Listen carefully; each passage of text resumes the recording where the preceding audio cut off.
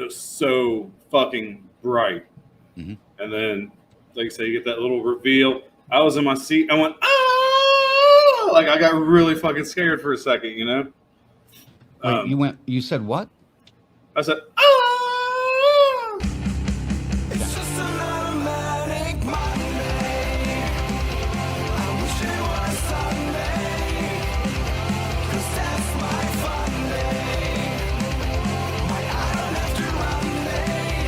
It's just an automatic Monday. I wish it was Sunday, 'cause that's my fun day. It's just an automatic Monday.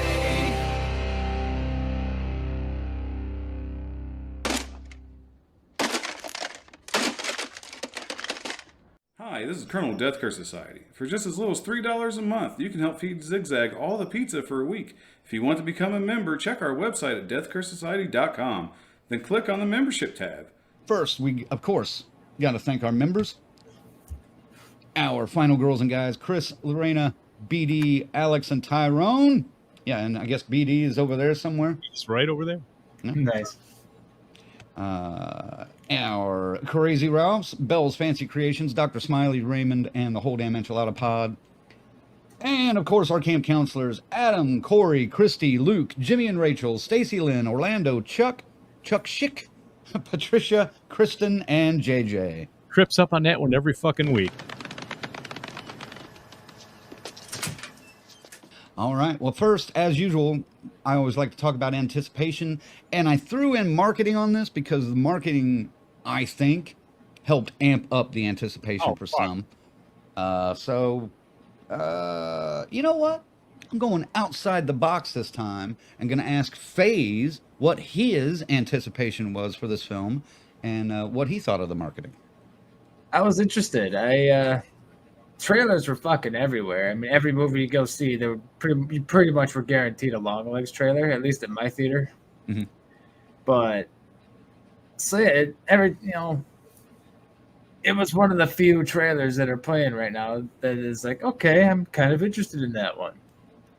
Because, I mean, like you and everyone's been saying, the marketing was excellent for this movie. It was interesting. Maxine was a bit of a disappointment, so I didn't want to follow it up with another disappointment, so I tried to keep it in the mid-level.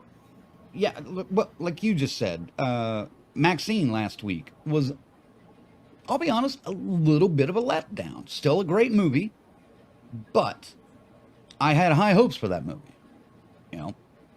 This one I had high hopes for as well, but I think it kind of delivered, at least for me. My high hopes, though, were based on that first series of marketing trailers that they did in January. We even covered it on the website each week when they would release a new teaser. We didn't know what the movie was. I speculated with the articles that were talking about the little teasers they were putting out. That it was this. There was also a possibility it was a different movie, but it ended up not being that. I think Cuckoo, but it wasn't that. And just those few little trailers alone, they didn't give away anything about the movie hardly at all. It was basically little vignettes about the families that were killed, which I thought was just a great idea. And then the marketing continued with, the actual trailer, which was very good. Again, didn't really tell you a whole lot about the story. And I know that's one of our main complaints, especially with modern day trailers, is you can look at the trailer and basically it tells you the entire movie almost. Halloween 2018 did that. I know for a fact we basically broke that down. And, 80% of these trailers give you the fucking whole, the big points. Right. There's two guarantees of trailers today.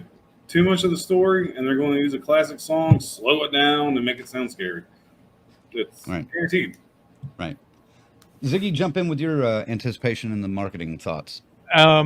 I don't know if it's Blair Witch level, but it's fucking the tier right below it.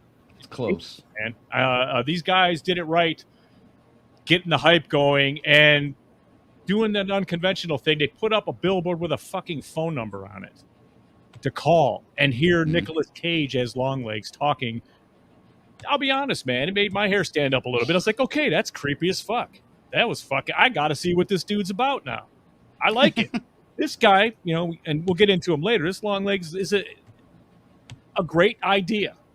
So, yeah. After that, I was well into it. I saw the trailers you saw, and I went. That gave me absolutely nothing. I don't know what this is.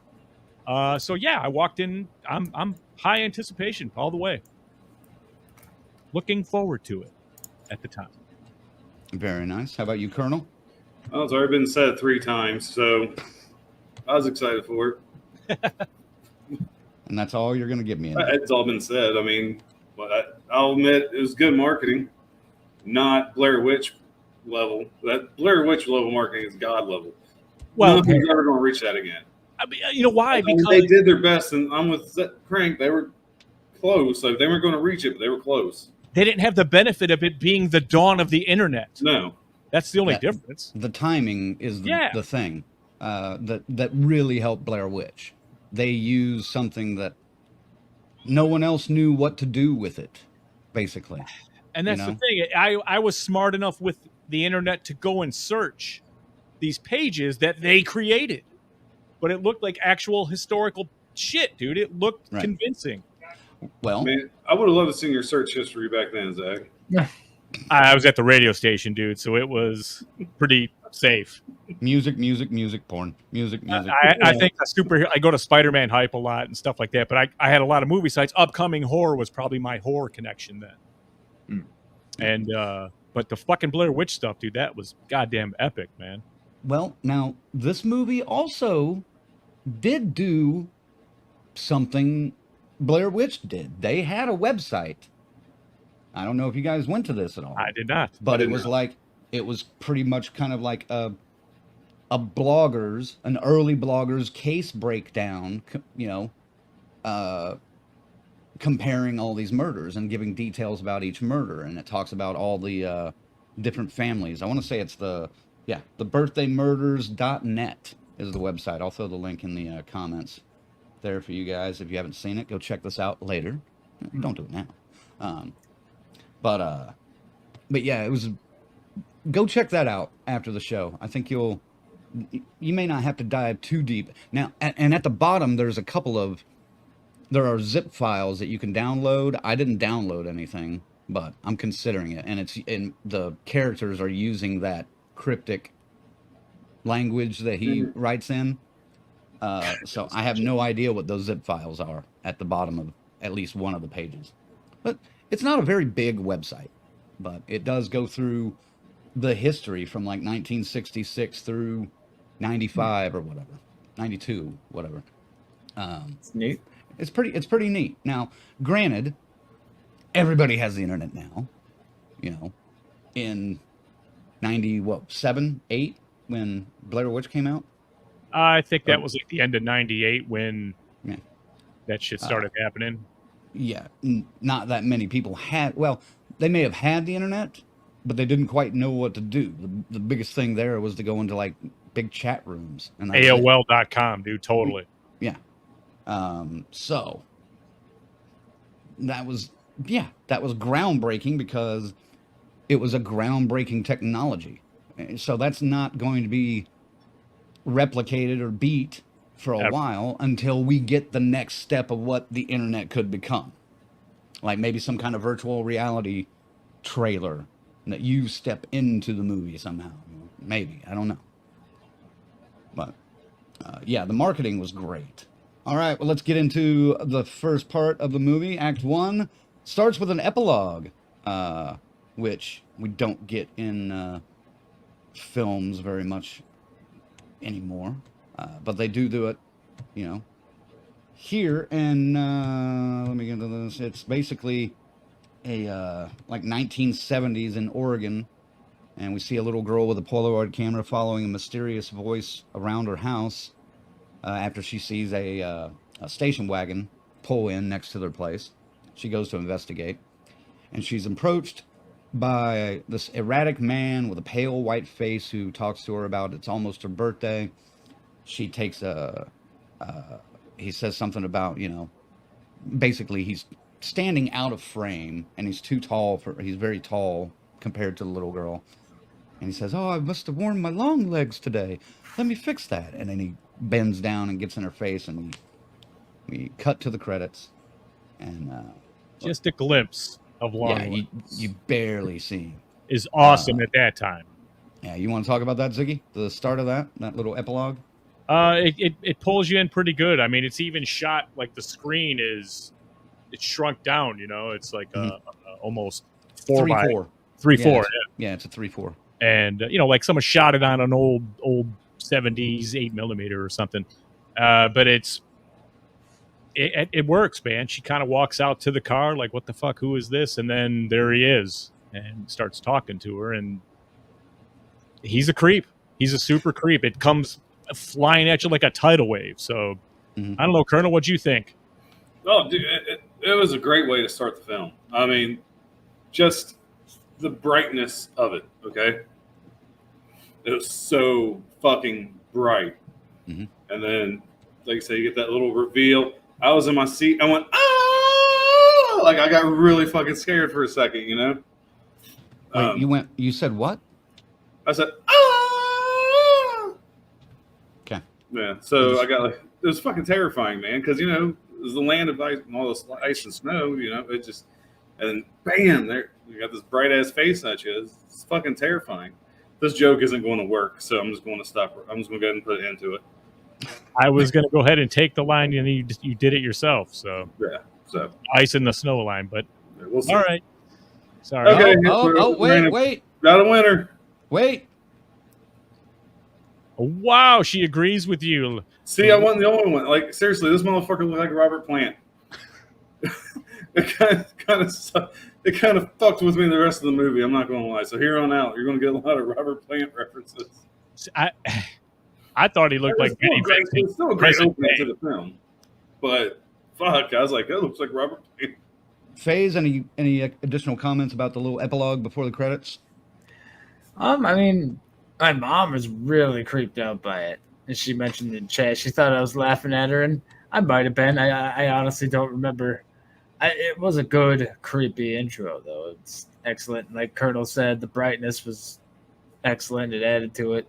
After the opening credits, we flash forward to, I'd say about 20 years, maybe. No, about 20 years. Maybe a little less. But I would say, would you guys say early 90s, mid 90s? Definitely early 90s. I'm thinking 93 is what I was thinking. That's kind of where I was. You can't be too far off because she is an FBI agent. That is probably 8 years or to get to that, I would think, from being a cop or whatever you are. I mean, I don't think it takes that long.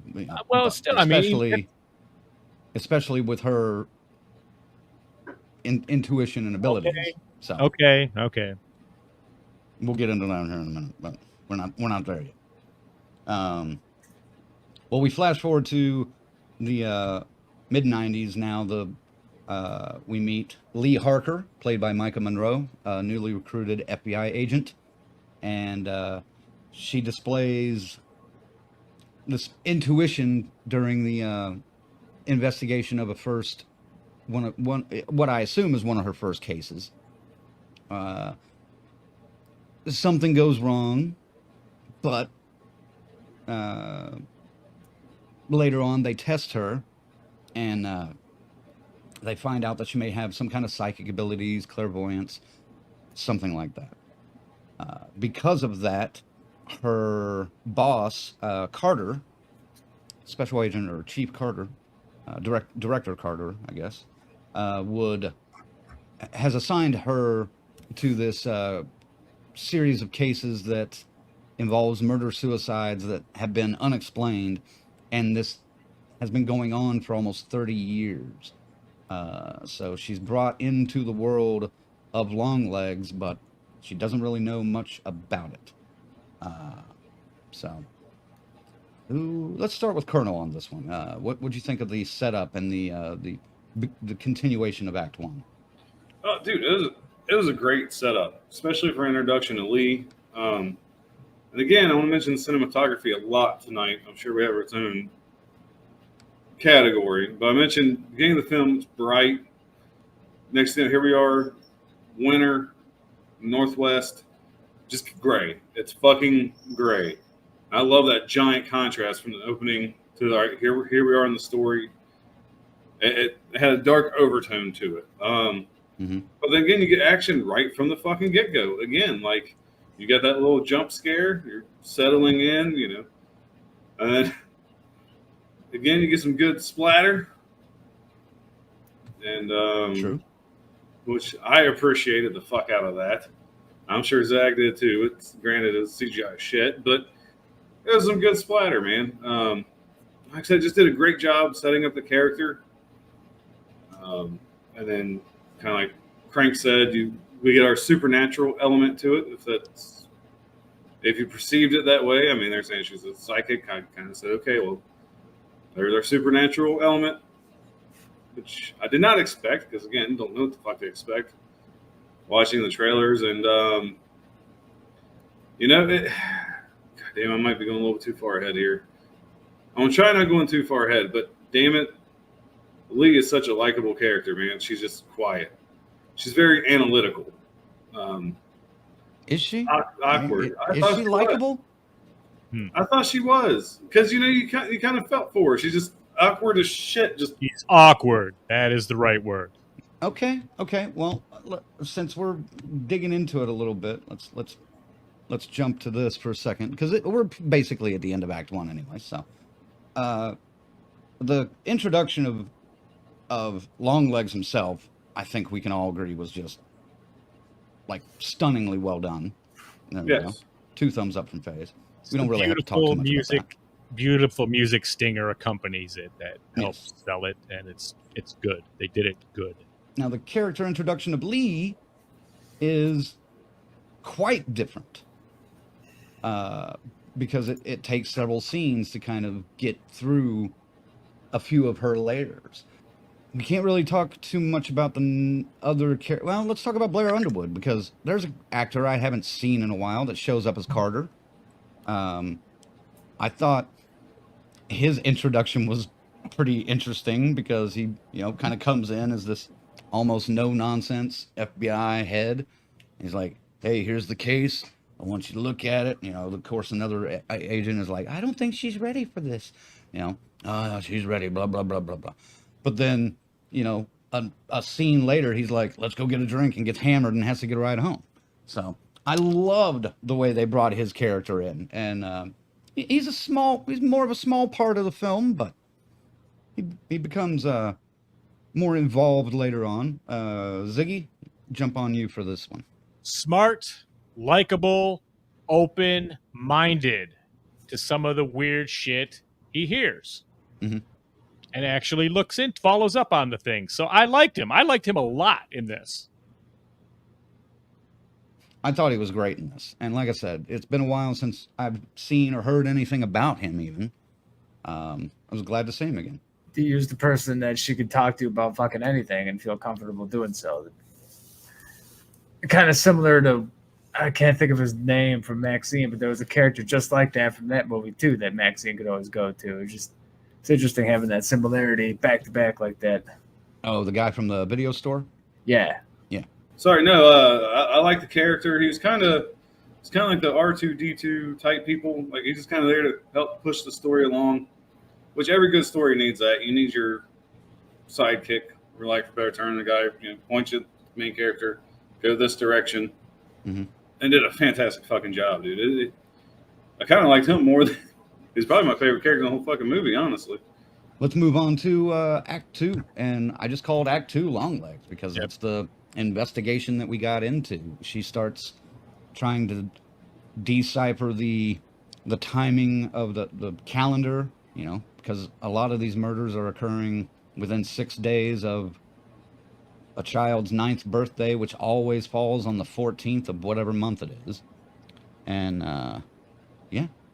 Ziggy, I'm going to pass this off to you, and I'm going to have to step out for just a minute. So, Yeah, Act 2, we get going, and it's time. You're starting to figure out that he leaves letters. Nobody knows in the whole FBI what the fuck any of them are, and she kind of shows right up and deciphers all of it, like almost instantly. And you're kind of like, what's going on? What's going on here? And this is where they first start to make the chain links to her past and why it's relevant to what's going on here. Colonel, help me out here. No, goddamn, why you gotta do that? You're doing such a good job explaining the whole thing. So, no. The investigation part, honestly, Act 2, sucked me into this movie the whole fucking time. Like, I was ready for it, man. Like I said, the deciphering of his code, the Zodiac killer code, essentially, or the Longlegs code. Travel, survivors, locations. So I'm trying not to give anything away, but we'll say the secret hidden under the floorboards. That scene was really a what the fuck moment for me. They kind of what the fuck you even early on when they first they got the young agents. They're gonna send them out to do the door knocking, to do the dumb work, the crap work, the shit work, and she's standing here just staring at all these houses, and she's like, "He's in there. I know he's in there," And she's paired with an agent who gets taken out by the occupant inside, and. Does that guy shoot himself too in the house? No, they you're going back to Act 1 though. Yeah, I just want to say we kind of Act 1 passed over that because that got her. They wanted her off the case immediately after this happened. But he also gave her the test too. Like, they've shown pictures. Just tell us what you see, and she got that. But then, like, she beat that test, they said, we've had. He names off like a number of psychics they've had in the past working for the FBI. And some of them consider her a psychic, including her boss. So he's willing to go with this. I mean, it's very Morpheus in the Matrix to Neo, believing in Neo almost. A lot like that, I felt. But damn, man, that was a pretty shocking scene when her partner, spoiler alert, is dispatched. And then, you start to realize that there is a supernatural element to this because these people they go out of their minds, they're killing their families, and most of them are killing themselves afterwards. Why? So that's where we go now. Now we're back. She's not been taken off the case. She's right. They've given her the folder. She's eating it, sleeping it every day in this thing.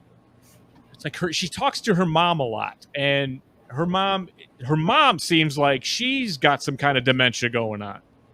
That's what I was picking up, But at first, and she seems like she wants to have a relationship with her mom, but there's something blocking everything. They can't just talk. It's just very rigid. It's very impersonal and stuff. Even though it sounds like the one's trying to be loving and. It just can't. She can't reciprocate. Well, after she's given the letters that she's trying to decipher, she gets the card from him that gives her the code. That's how she was able to decipher it so quickly. The code. Yeah. Oh, he sent the one card, the Longlegs. Yeah, he sent the card. January 4th or whatever, 14th January. January 14th. It said happy almost birthday, right? Yeah. And there was a side thing that gave her the code symbol to the right. And she was able to use that to break the rest of the code. So yeah, but I mean, nobody else was going like, how the fuck did you do that so quick? When they go to that next, almost month old crime scene, she's able to quickly decipher that one in front of Carter, and he's like, "How'd you do that?" She's like, I figured it out. I was able to break it. Stared at it a long time. Yeah, I stared at it just enough. Just enough. Yeah. And she sees Longlegs, briefly at her house that when he drops off the card. So That was a cool Um, shot. yeah, there were a lot of cool shots in this. That's when she starts figuring out this linear calendar thing, and she realizes that the dates form an inverted triangle if you map them out, which is some kind of an occult symbol. But there's one date sixes. missing, and Yeah. it was January 13th. So she and also don't forget there was a threat in the letter or in the card that she got that her mom would be hurt if she reveals the contents of the letter to anybody. Didn't stop. Yeah. Right. So and then I think Colonel started to bring this up a little bit after that they get a clue where they go back to a crime scene. I think it was called the camera farm. Yeah. Where they find a doll kind of under some floorboards in the upstairs part of this barn kind of area, and they pull that out and have it analyzed, and they find this metal orb inside where it would be its brain, but they can tell that the orb is empty, but they're getting some kind of feedback from it whenever they hold like a ultrasound kind of thing up to it. It's giving them some kind of sound. So there's something in there, but it's not registering as any kind of matter, which I thought was an interesting way to go around that. Colonel, you want to? You were talking about that a little bit, so you want to talk about that? Definitely. we got to the doll shit. Because this is a part that kind of lost me a little bit, but I still think it was kind of cool. I just wish there was a little more Fleshing a out. little more to it. Because even I don't know, lack of a better term, the autopsy guy, the guy that did the scans on this doll they found in the metal orb, he's like, I could hear the voice in my head telling me pretty much do bad things. And he's like, I realized, it wasn't my voice, but it was my voice. Like I heard a voice in my head telling me to do this, and that was really fucking cool. Just like I said, once we get further down the movie, it's like, wish a little more description. You can put the pieces together. You're all intelligent. I just wish they would have talked about it more instead of just you putting the pieces together. Like, oh, okay, that's what it is. Mm-hmm. Well, hey, Some kind of ritual or something. Like, just a little more. I just want a little more. I think Osgood Perkins is very good at blurring things that probably shouldn't go together. I'm talking religion, the supernatural. You know what I mean? Because it's so blurry, you can't really pinpoint what the fuck's going on. You just know what you're seeing isn't really naturally possible. That's what I was taking out of this whole thing. My friend, a friend of mine I went with, Ariel, went to watch this with me. And afterwards we were talking about it, and she was like, did it just bother you that they went back to a crime scene from 20 years ago? There was nobody living there. The grass was mowed, but they just walked right the fuck in, like with no warrant, no nothing, and started tearing up the floorboards. I was like, no, didn't bother me at all.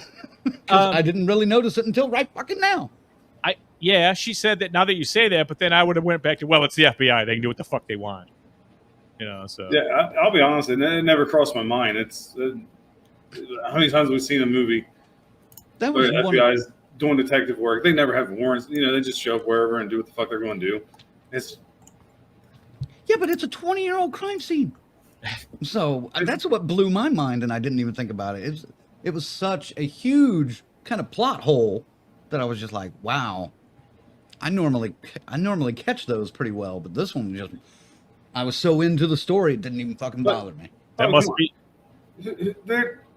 20 years ago, who would have looked for a fucking crucifix on the fucking ground? Said, hey, let's dig up here. Even Well, though I don't know if that crucifix was there then. I think Maybe that old- may have wasn't. been, yeah, that would have been added later. Yeah. But Maybe old Gil at the real estate place just can't get that one off the market, man. no one's moved into that place The in legend 20 is there. years, Yep. But Longer there's legs will sti- get you. but they're still fucking mowing the yard. That's a big yard too. Gil, if you don't sell that house this week, you're fired. You're fucking fired. We start to figure out that each one of these families would have probably gotten a doll of somehow, and Lee even hypothesizes that maybe the doll or the orbs have some kind of evil energy that can do anything. Carter kind of laughs it off, you know, not necessarily believing in some kind of voodoo bullshit. I'm not falling for your voodoo bullshit, Blair. But, and then they go to visit like one of the few known survivors of Longlegs that's up in this institution. And they find out that Longlegs has already stopped by there, like the day before or something, and signed in with Lee's name. I'm a little indifferent on that scene. I know it's like an important part, and yes, you had the suspense of, ooh, okay, Longlegs was here. Hughes Lee's name is signed in. You get the backstory of what happened at the barn. It kind of went on. That was cool. But then I kind of got lost after that. I felt like it ran a little too long. And the more I looked at the actress, I was like, they didn't even try to age her, did they? Was I the only one she looked just as old in the hospital 20 years later than she did in the scene? Did anybody else notice that, or was I just? I thought she looked like a young woman. Yeah, but she should have been in her 30s. Like I didn't even see crow's feet or anything. It looked like they didn't try to age her at all. Then that's when I got sucked out of the scene. I kept looking. I was like, did they even put makeup on her? And I got pretty complaints about the makeup in this movie. This being one of them. I was like, she looked the same. Like then I started thinking, she kind of looks like Rosemary from Rosemary's Baby a little bit, and that's just where my mind went. That kind of happened to me a few times in this movie where I just kind of got sidetracked with something else, then I had to come back. You were floating, huh? A little bit. But she finally goes and visits her mom. Ruth, played superbly by Alicia Witt. We will be talking about her in full detail here in a minute.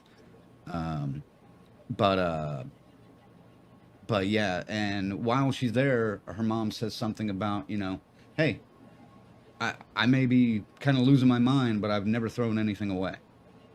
So all your stuff is upstairs in your room. So Lee goes up, finds a chest in her childhood bedroom, and inside she finds like a stack of Polaroids. In that stack of Polaroids that she takes the whole chest. It looked like took it home with her, and then started going through it with her investigation gloves. And she finds the photo that she took when she was 9 or almost 9 of Longlegs when he visits in the 70s. So now she knows there's some kind of connection. Lee knows she has some kind of connections to this guy. She takes the picture to her boss, Carter. They track him down. They arrest him at some bus stop. And then we get to the interrogation scene. I'll just let somebody else start with this. Colonel, you want to start with this one? Yeah, this is pretty fucking intense. At this point we've seen Longlegs a few times. We've seen him, do stop by a convenience store, commit his murder. Somehow he knew. Well, then we know by the end, but how he knew he was about to get captured. So he pretty much gives himself up. He's just waiting at a bus stop with his bags, sticking out like a sore fucking thumb. So you get your interrogation, and he's pretty much talking to like Lee and his happy birthday, and just certifiably insane at this point. this is probably the most intense scene in the entire movie for me, even more so than the climax of the film. It's just, this is Nick Cage being fucking Nick Cage at his finest. Damn it. I'll get to it, sure, sometime. I'll leave it at that, but it's fucking intense. It draws you in. Again, like I said, it's Nick Cage being fucking Nick Cage. Was there not to like it? Phenomenal scene. Fucking phenomenal. I think Adam reminded me of this not too long ago. Adam Christopher, one of our viewers, and he was talking about one of the trailers they did right before the movie came out, I believe, was the what they refer to as the heartbeat trailer, and they put a heartbeat monitor on Maika Monroe before she went in to film this scene. Before they filmed this scene, she had not seen Nicolas Cage whatsoever. It was their, well, it's their only scene together in the entire movie, but it's the first time she's seen him, and her resting heartbeat is like 100 or like 75 for her resting heartbeat, and in the middle of that scene, it jumped up to like 180 or something while they're filming that scene. And in the trailer they show, you can hear the monitor, and it's pretty intense. So the fact that they, and it carries over to the audience, I think, like Colonel just, wait, you're over here now, like Colonel just kind of mentioned, that scene is intense, and it is Nick Cage being Nick Cage, but I don't want people to think there's two Nick Cages, at least two, in my opinion. And one is the jokey, hamming it up kind of actor, and one is the more serious, like, but still crazy kind of actor.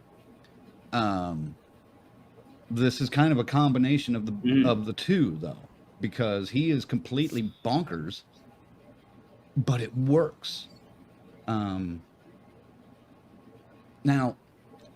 I heard somebody say, a lot of his performance it benefits from the music or the tone that is going on behind it, because if you change that to some kind of Keystone Cops music or something like that, it would be hysterical. And I can kind of see that with a lot of his scenes. But this one was fucking nuts, but I love the way it plays out. Ziggy, jump in on this. Guys said it pretty well. You hang on every word he's saying, and you lean right into it. And, yeah, man, this guy's perfectly out of his goddamn gourd, and it's believable. It's very believable. My problem with it is I hated that we got to look at him just so clearly, because seeing less of him was way fucking trippier, man. Just catching glimpses here and there. Right. And I love the way they did that. Yeah.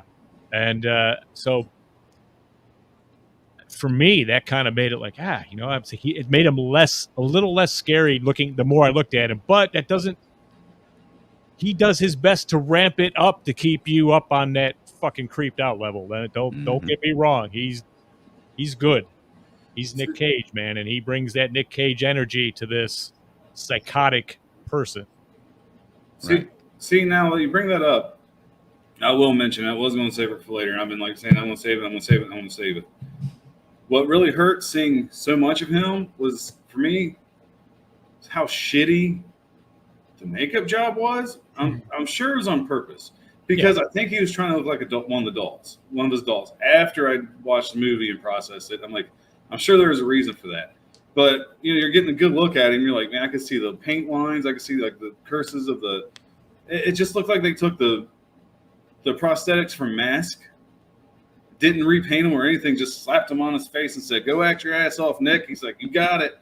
Like, it just looked bad. Like I've seen people get kicked off face off that did a better job than that. He looks like Vinnie Vincent, man. Yeah, I just the makeup just did not work for me after you kept getting that look at him. It's like yeah. I think it worked fine. I got to think it pull a was fine. comparison, but I'll tell you when I'm showing you what I mean. I think the makeup worked fine. Yeah, I Phase- mean, but the more you saw it, did it become less shocking? That's what I'm saying. I agree with Ziggy. The more you saw him, the less scary he was. That I'm 100% with that.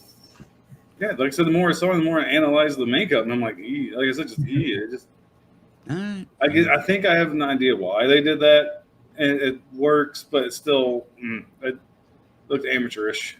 I was That's one of the trying few things that looked amateurish in this movie. I was trying to see Nick Cage through it though, and it only came through in glimpses, dude. That's what. Only in his The eyes. Yeah, That was it. he was gone most of the time, man. Exactly. And that was impressive because, that was one of the few things. Now, that's one. They didn't really push that Nicolas Cage was in this movie, but I guarantee you 50% or more that were in my theater were there to see a Nicolas Cage movie. Not him for 10 minutes being Longlegs. I'm pretty sure at least half of the people that I saw this movie with in the theater walked out disappointed because they had no idea what they were walking into. I wish I would have asked. There was this one group for sure that was just like, "Puh, huh, huh," as they were walking out, and I was like, "You guys should have gone to see Despicable Me, or whatever," Yeah. But FaZe, did you want to throw anything in about the interrogation scene? I think you guys put it pretty well. I mean, it was less the makeup for me and more just him himself. The more he talked, the less I liked this particular villain. That was kind of, for me, it didn't do it for me. The creep factor just kept going down, down, down, down, down, down, down. I'll get into that more when we get into a little later on here. But yeah. Before we get into Act 3, I want to talk about the unsettling filmmaking in this.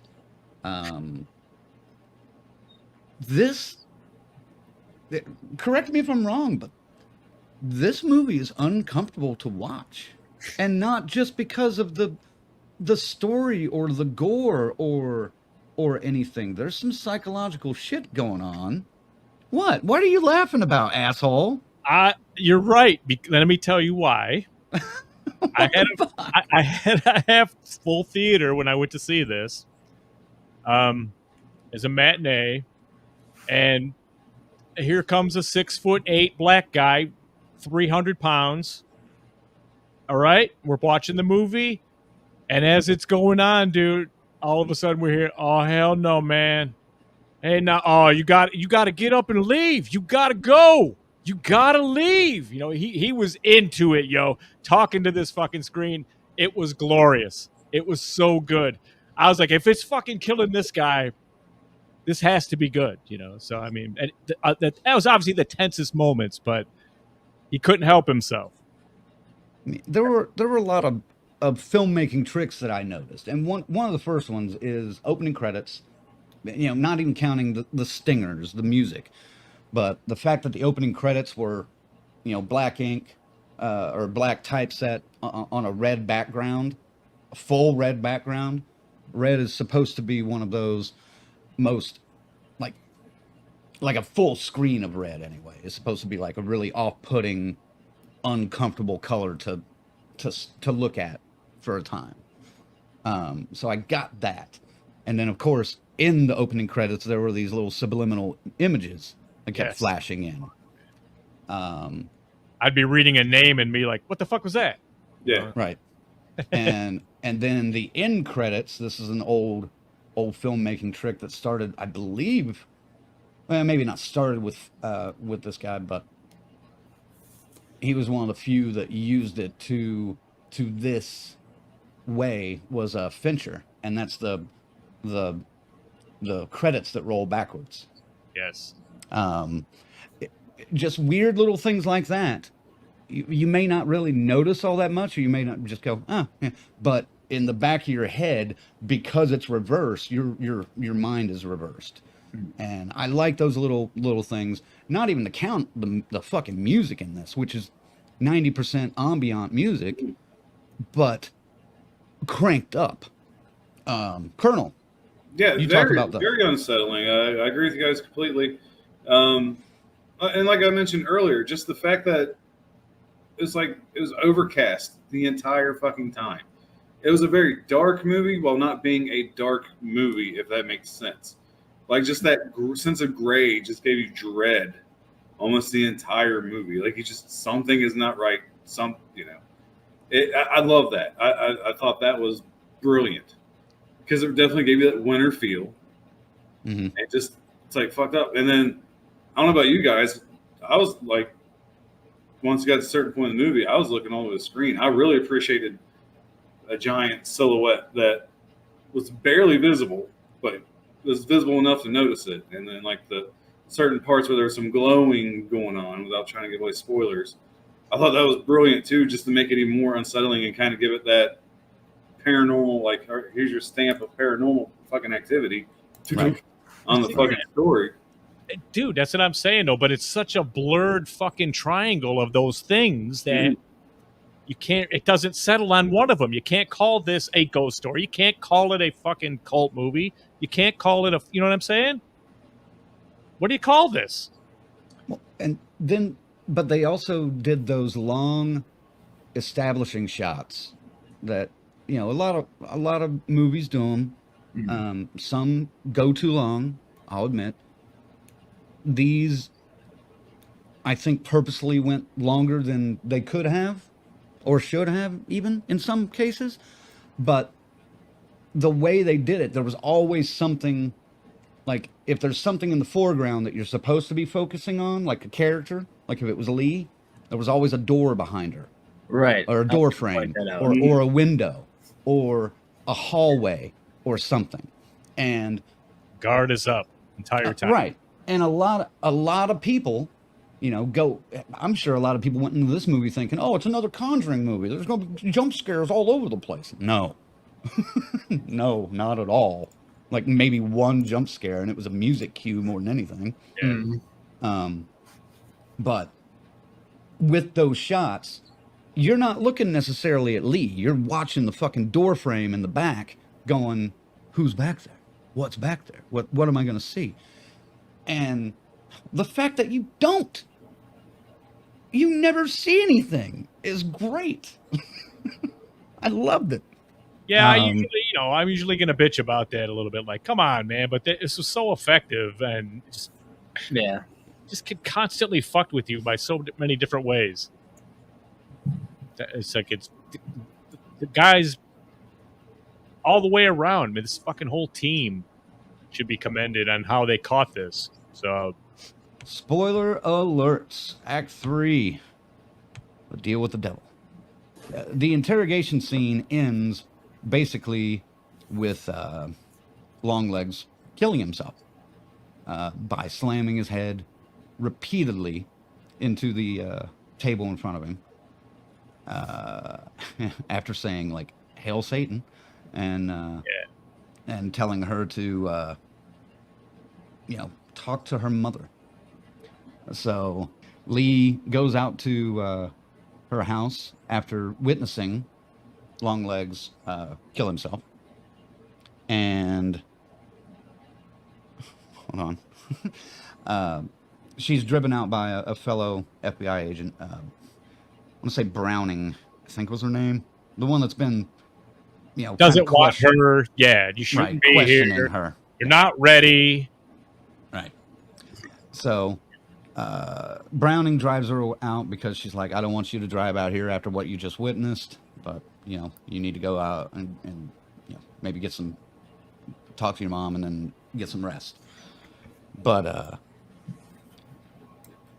Lee goes into the house, looks for her mom, but Ruth is outside and basically blows Browning away with a shotgun.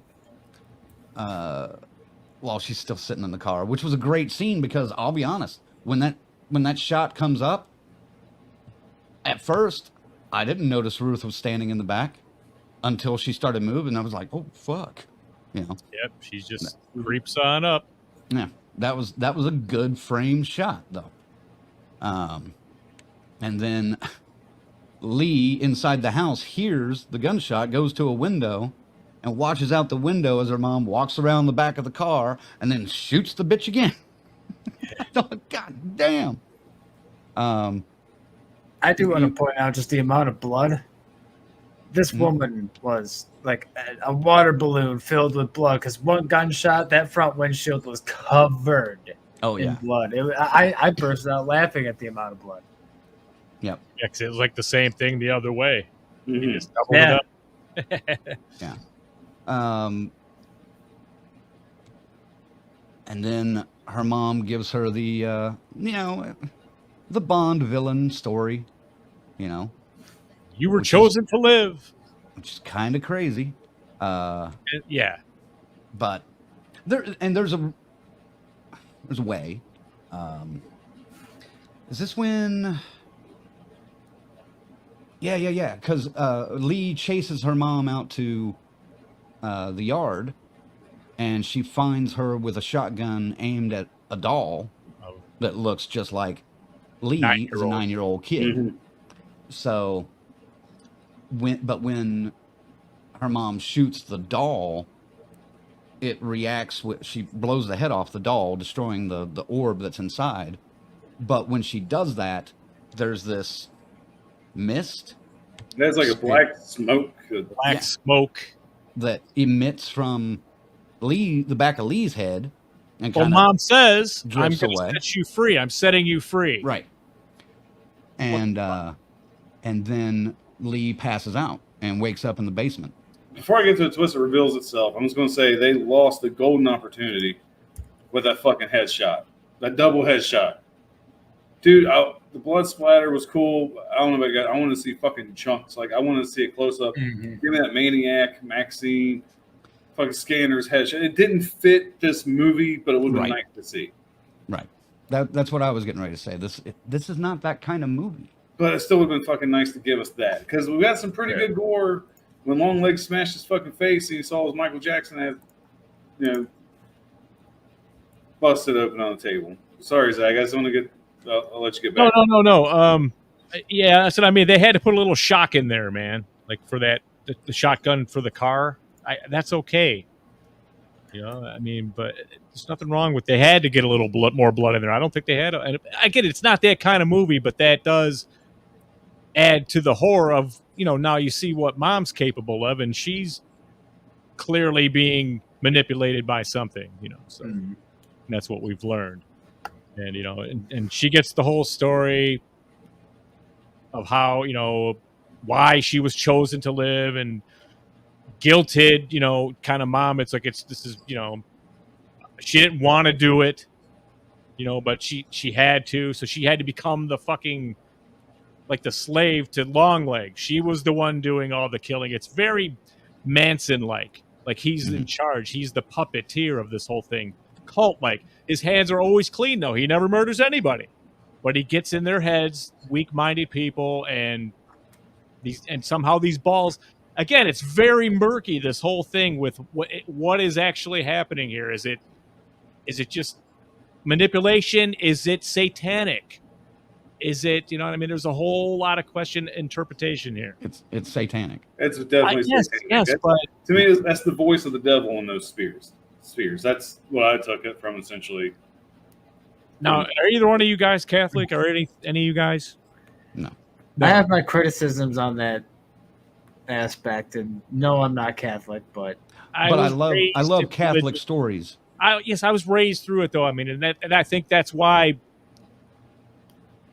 I think what I think about this movie, and why it's it is tied to that, especially with the Satan stuff, but they kind of really materialize the power of it, make it more tangible in real life, like Satanism and black magic. So I I'll mean, get my thoughts on that later. you have to, right, and anybody that's educated in this kind of stuff is going to laugh at this movie, I think. But Yes. if you embrace it is done it's done creepy though. It is scary and kind of spooky. So anyway, pick it up with where we were. I just wanted to get that out about what I thought about the blending of these religions and stuff and the black magic. Well, I mean, this was different. This was kind of a different way to go with this. I thought, that there's a device. Let's say that Colonel's right. That this device that goes in the brain of these dolls holds the voice of Satan. Okay, So I can go with that. Longlegs is he's found a spell in the Book of Satan, let's say, or the Book of Enoch, even for the sake of arguments. What the fuck? And he's found a way to conjure this evil to draw There's a it scene. Yeah, because there it is a poisons. scene where he kisses like the forehead of the doll when he's done making it, and maybe that's him pushing the magic into the ball. Could be, And apparently the magic will poison everybody that's around it, as it's except for Bruce. the part that it's depicted of. Right. Right. So yes, so you have to accept a lot of shit with this movie to kind of get to the okay, but you can get there. I'm trying to keep my mouth shut. So You Go too. ahead, Colonel. Jump in. no. It's not a bad thing. I'm just saying it's no. And I don't mean this to offend anybody. This is dangerous around. It's no less believable than, we'll say, Greek mythology or any Egyptian mythology or any type of mythology or folklore. If you're willing to believe it, you're going to believe it. I don't think it's less silly than anything else. It is interesting Not to me see. being judgy of anybody. Everybody's free to believe what they believe. I'm just saying that. I'm just saying it's no less believable than anything else. It is interesting to see this level of this powerful magic applied in a real life scenario instead of like maybe the Queen of Black Magic. Remember that one? How it was a little stylized. That's where it was different. So I don't know, Crank. You seem to like it the most here out of this angle. So I mean, and I just thought it was an original take on a satanic cult, if you would. that's believable though. I mean, on you like that kind of. Or are we Dude, going with it? Are we going? I mean, not like a ball, a satanic ball. I wouldn't necessarily say it's believable. Well, but, that's why I talk about manipulation, the weak-minded, and like these cult leaders. That's where no, but this is acceptable for this story, I think. Is it believable? Not necessarily, no. I mean, I don't know. I don't personally know anybody that can look at a doll and go and like fill its brain that's a metal ball with instructions to kill the person who buys the doll. the only guy fucking with metal balls around here is the tall man, and he's out of here. So you don't have to worry about that shit. Well, does his metal ball have instructions to kill people? Like But it has the tools my to do God. it. not that guy. Not from far away, and it makes the thing fly and zap him in the head. FaZe, you wanted to bitch at us about something. Come on, get not it out Beaker. here. Not Beaker. We're gonna need some Beaker added in their face. Oh my God. Okay, just find a clip. FaZe, jump in. What's your Yeah, bitch about this part? You want my bitch about this part? All right. I want your bitch. I want all your bitch. All right. Excellent. Well, just you talk about the religious aspect. Mainly the satanic aspect. Just the whole. I mean, it's very obviously. I mean, Nick Cage or Longlegs was directly referencing the man downstairs, which is obviously Satan, the devil. Obviously, that's always who it's referring to when you're saying the man downstairs. And it's just like all of that felt so very little researched. I mean, there's a gajillion books on Satanism and on demonic shit and whatnot, and it just didn't feel like any of the people making this cared to look at any of those. Like, this seems like a very surface level knowledge of this kind of stuff. Like, the triangle pattern didn't end up going anywhere. That was just kind of a random thing. Like, oh, triangle, Satan. But Well, that that's what led her to determine the schedule and know Sure. that someone was going to die on the 13th, or a And that family was was going to fair die on the enough. 13th. But even then, you had like the 666, which is just I don't know, just everything in there was just nothing really. As somebody who knows a little bit about that stuff, it felt so lazily put together. I thought it probably would have played better during that 80s satanic scare, this storyline, you know? They didn't really go into the satanic. No. Well, we were way past it by that time. No, that bled into No, the it was 90s. early 90s, the satanic panic. Yeah, it would have been during this going time. on, man. Yeah, that bled into the 90s for a while because that's But I'll it be wasn't honest, that's when- referenced here at all. that's It when wasn't. JJ and I had our satanic panic experience. Yeah. So, shout out JJ.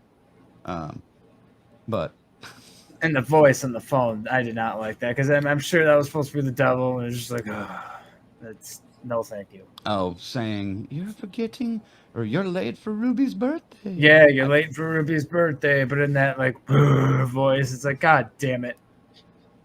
Oh, I don't okay, have any more on my board. I would give you an example. Then what does Satan sound like, FaZe? Well, I think it shouldn't have been Satan at all. Maybe it should just been Longlegs? Longlegs or her mother, even. I don't know. Just not some random voice that's supposed to be Satan. That was dumb. How about this? Honestly, I heard it as Longlegs. Well, maybe it was Yeah. Longlegs then. It just sounded a little too off, you know. 'Cause, he is dead, so I don't know. I was starting to go like, okay, he's gotten to her. Is going to have some kind of twist like this too at the end here with her probably assuming that going, you know, this is the obvious tropes of horror, and it's what I thought. Maybe this is what the devil sounds like.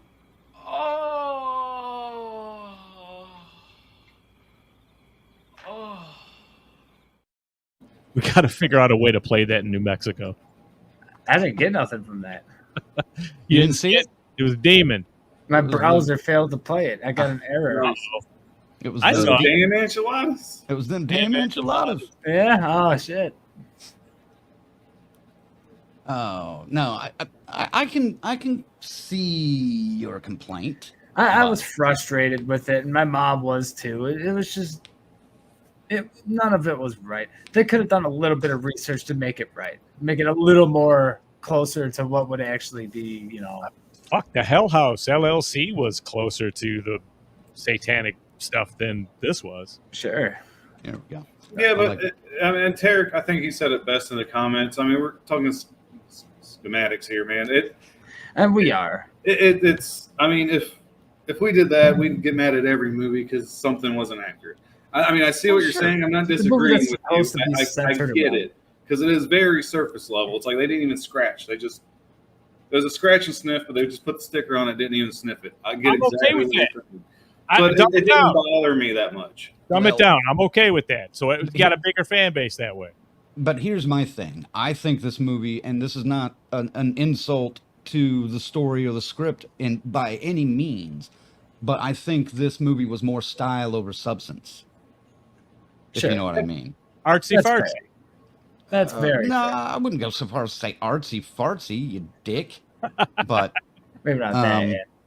But yeah,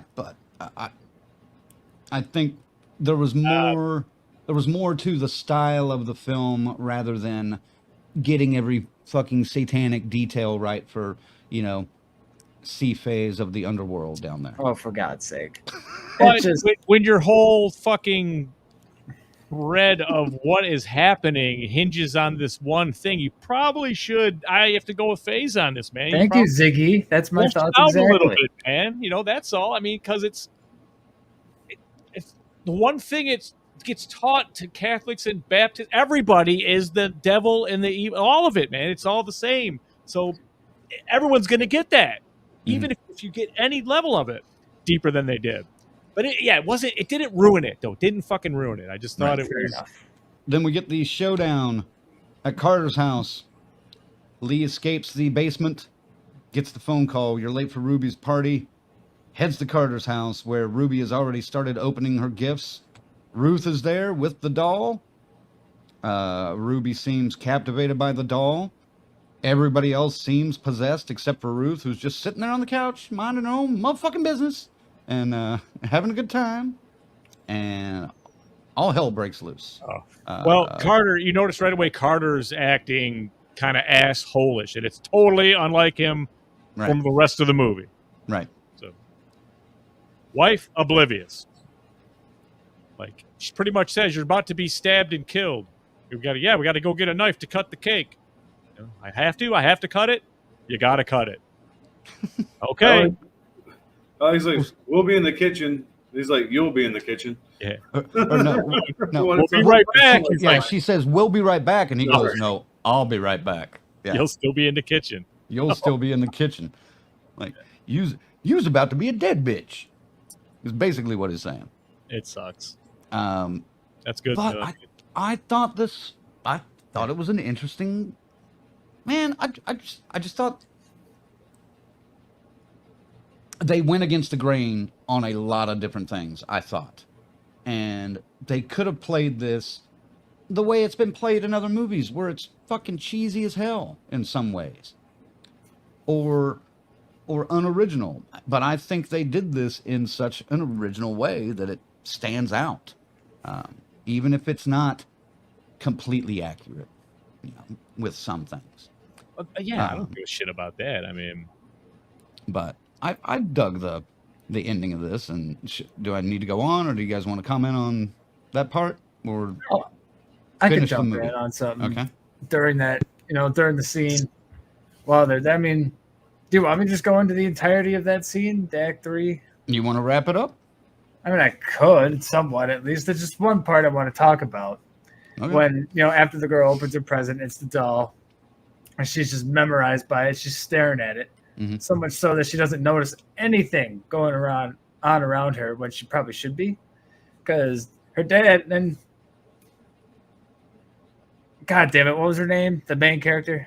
Lee. Lee. I don't know why that escaped my brain, but Lee is literally watching as the husband takes the wife out to the other room and thanks Iggy. And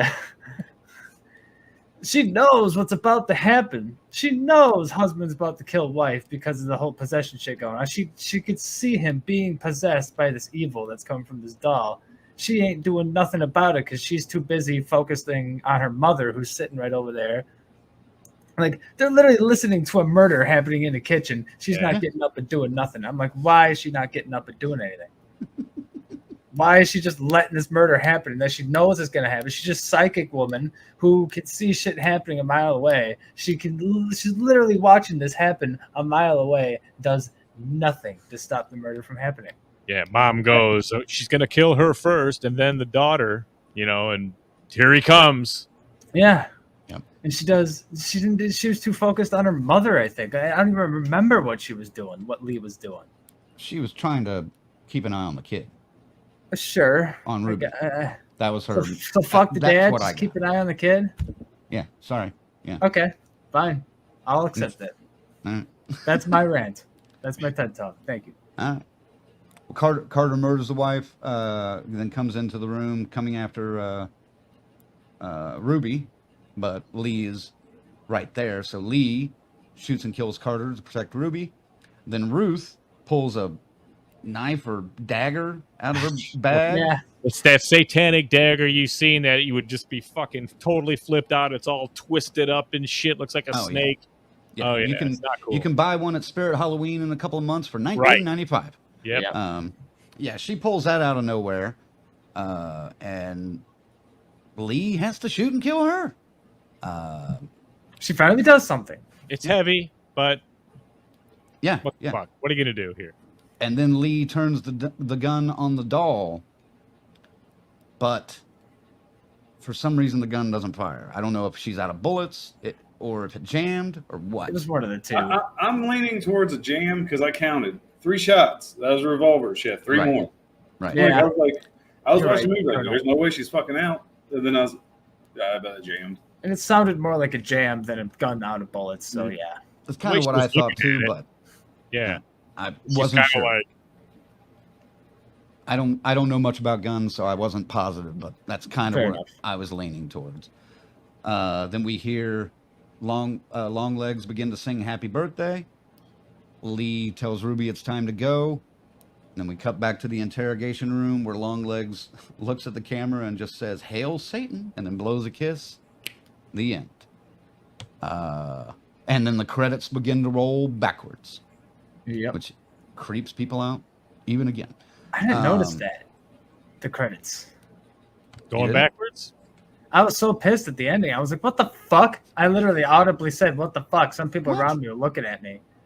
And I didn't notice the credits. I was like, all right, you ready to go, Mom? She's like, yeah. Yeah, and luckily you didn't have to stick around for any post-credit scene or anything. But Yeah, I didn't care at that point. anything to okay. So why were you so pissed at the ending? It's just, well, like what I just said. And also, Because of that, I was also bothered by the kid. Ruby, right? Ruby. Ruby, yes. I was also bothered by, like, she was able to pull her away from the doll, but she was still just entranced.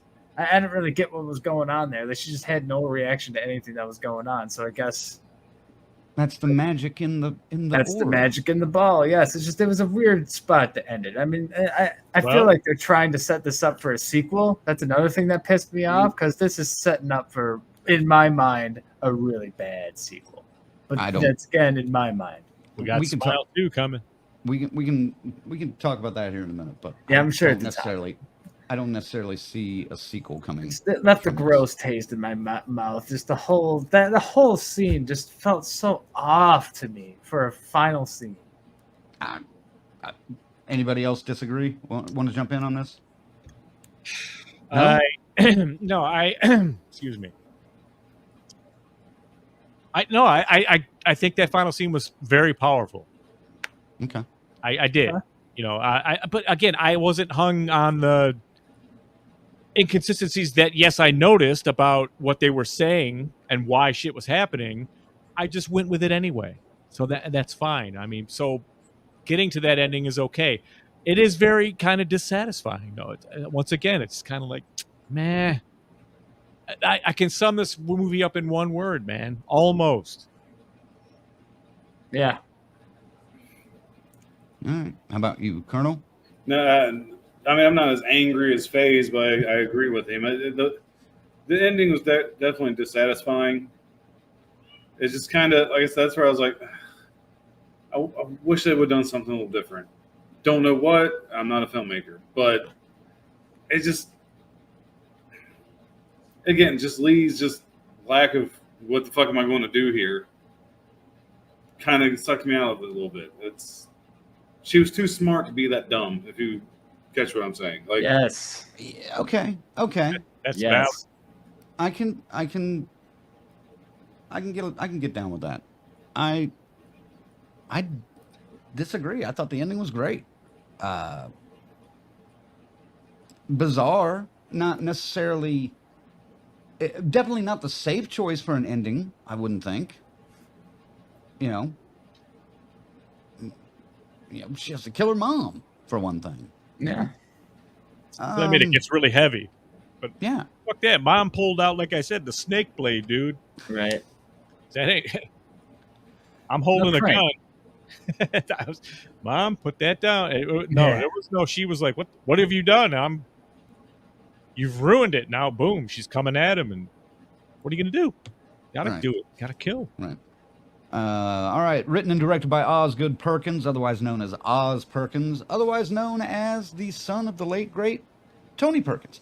I thought this was great. I love the directing. I love the style. There's a couple of plot holes that we kind of talked about, and some stuff that maybe could have used some more attention to detail, according to FaZe. But I was very, very happy with this one. Ziggy. The guy can tell a tale. Clearly got talent. His last couple of outings. What was the fucking one I was just checking out? God, never mind. I'm just gonna keep moving. He's been doing good work. This is no different. It's plot holes aside, and it's still he can tell the tale, man. He gets you there, and you might not like where he takes you at the end, but he can still. He's smart enough to get the right crew around him to make it look right, and I can't wait to see what's coming next. They didn't really make a big deal out of the periodness of this, like the early mid-90s. but it Wasn't still about that. fit. Yeah, it wasn't It's- about that. No, but it still worked. It still worked very well. So, like, Set design was cool, man. It was fine. oh yeah. Colonel? No, I thought the directing was great. I'm kind of with you guys. He definitely knows how to tell a story. His writing, like I said, plot holes. I would have liked a little more description on certain aspects. There were key points to the plot. That would have went a long way. I mean, you already had an hour 40 long time. You could have stretched another 10 minutes. You could make it 2 hours. Would have been fine. You don't hurt nobody. You know what? That's a great point, Colonel. This is actually a place where adding 10 or 15 minutes probably would have fucking saved a little bit of this and helped flesh some shit out. Continue. Holy shit. Really? Colonel finally wants a longer fucking movie? He's Dude, right. I don't mind 2-hour movies. I don't mind 3-hour movies. Just be fucking good. And it doesn't have to be a slow burn to get that. Like, Wow. I mean, I've watched Terrifier 2 multiple times. Ooh, multiple Honestly, the times? more I watch it, the longer it feels. But the first time, it flew by. So, Oh, really? yeah, I like the gore in it, man. I can't help it. Man, I think I had to take like 2 shits during the first time I watched that movie. No, I'm sorry, it's not a Hollywood film, Crank. It's not No, bad. I know it's not a Hollywood film. Neither is this. Neither is Longlegs. So,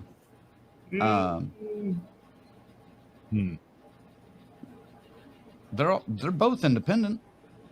Yeah, but still, it's more Hollywood than Terrifier 3. It's just because of Nick Cage, but he's done other independent films too.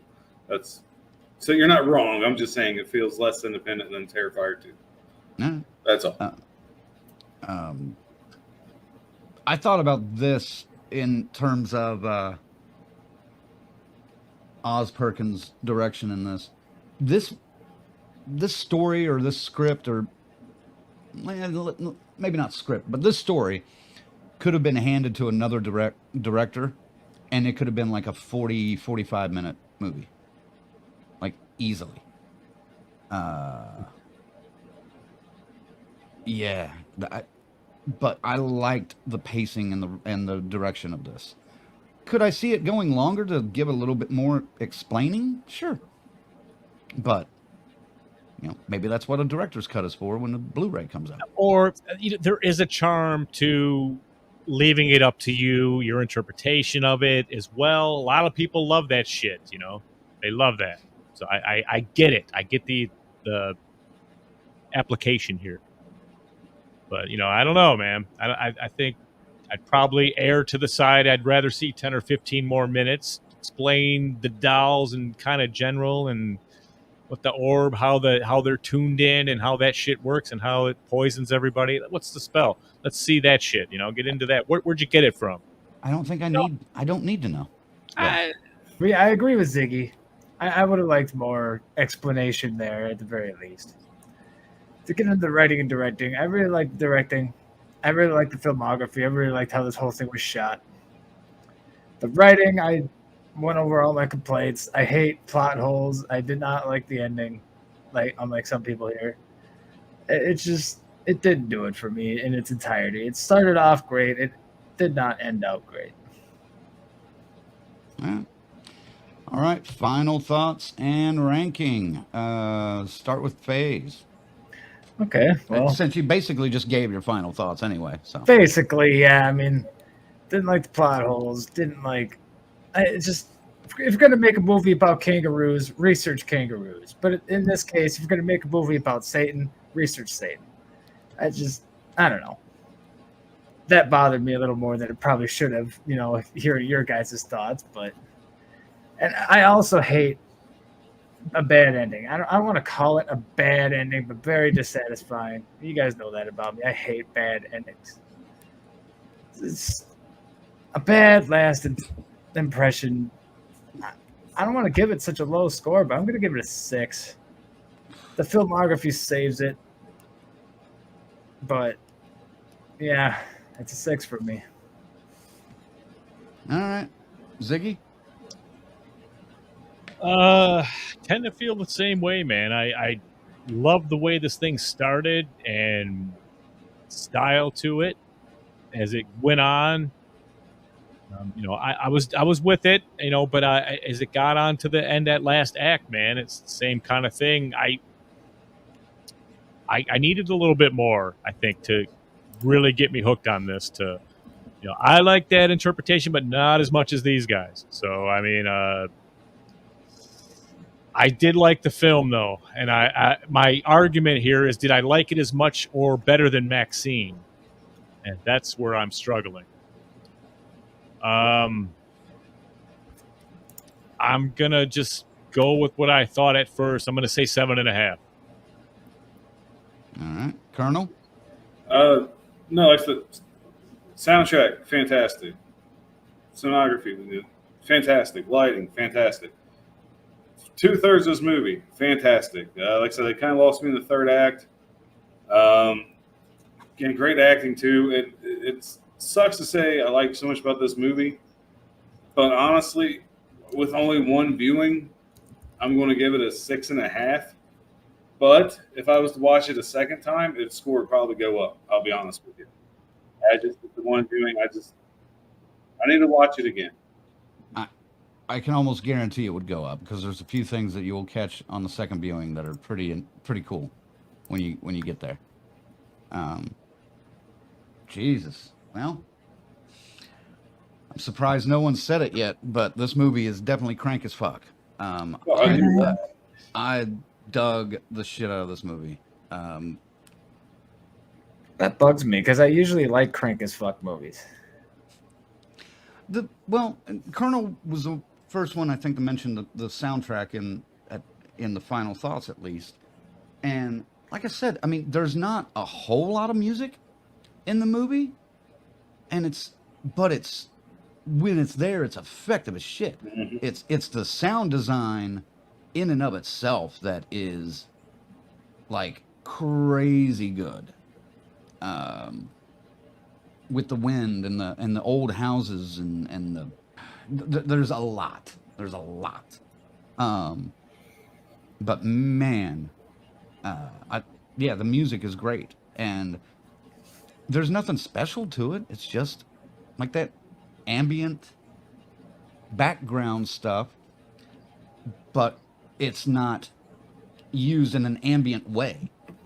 And I kind of dug that it was so loud in some areas. I love the acting in this. There was like